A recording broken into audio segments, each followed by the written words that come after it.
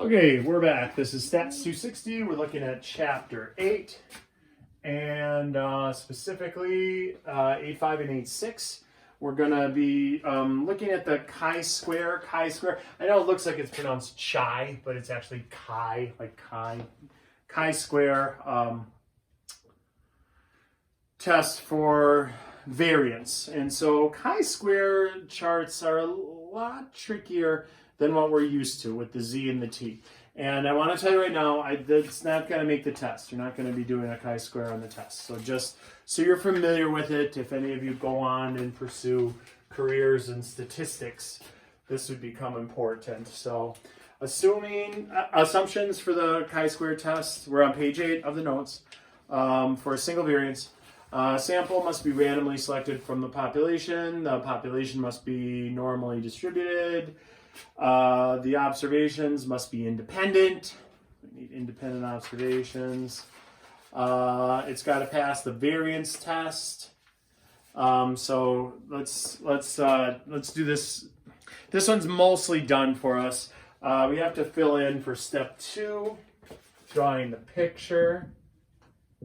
And we have to do step 5, writing our conclusion. So let's see. It says state the hypothesis and identify the claim. So it says an instructor wishes to see whether the variation in scores of 23 students in her class is less than the variance of the population. The variance of the class is 198. Is there enough evidence to support the claim that the variation of the students is less than the population variance, which is 225 at the 5% significance level? So they state the hypothesis, chi-square, or variance rather. So remember, this is variance. So step 1, step A, variance is the standard deviation times itself. That's the null. The alternative is also stated that it's less than that.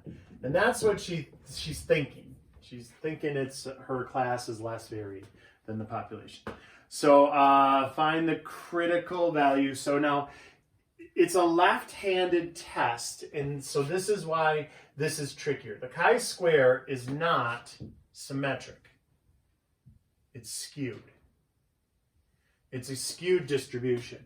And so you have to figure out if you're working on the low end or working on the high end.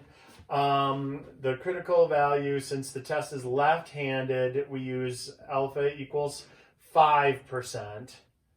And so we're looking at this shaded area right here on a skewed graph.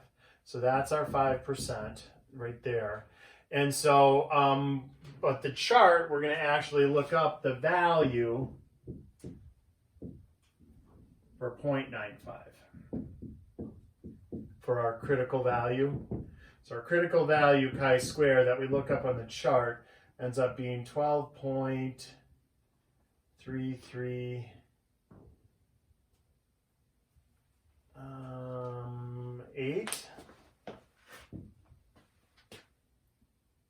I think.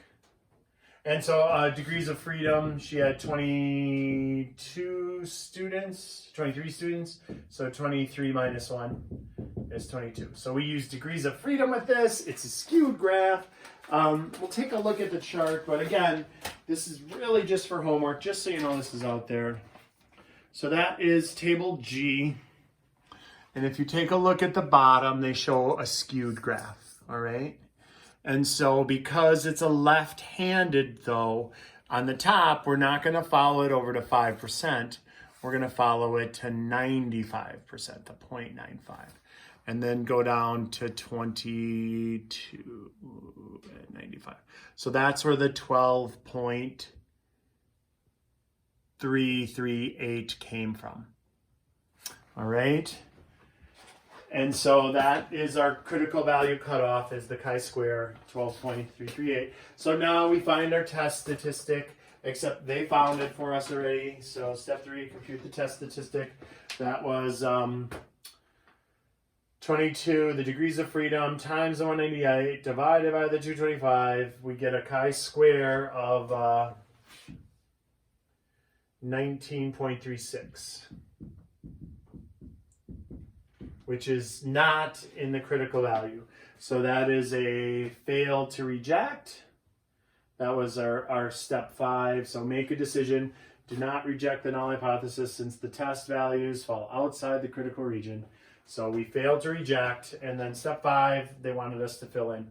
We failed to reject.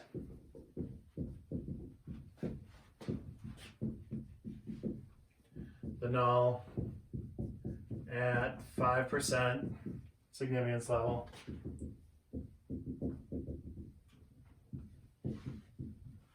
And conclude the variance for her scores is 225. It's not significantly lower. So we're saying it is 225. So it's not a significant value. She thought she lowered it, and it was, you know, when you've calculated it, 198 is lower than 225, but it's not statistically significant at the 5% level.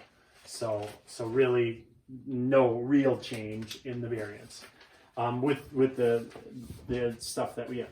So when the test is two-tailed, you would need to find both the left side and the right side and check whether it's less than that or greater than that. And so that's the other weird thing about Chisquare, and I don't want you worried about it. I want you getting confused from the test. It's sort of a number line here. So it's 0 to 100, you know. It isn't like 0 and then going either way like our symmetric T and Z scores are.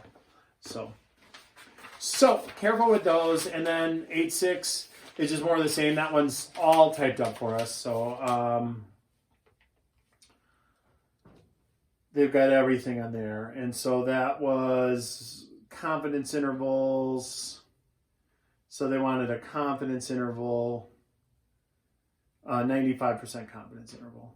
And that's super confusing with when we're talking about variance. And so you have to use the chi-square distribution again.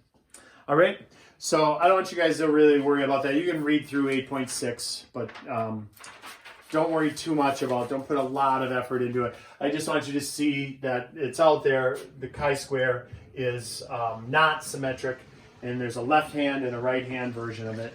And that's that.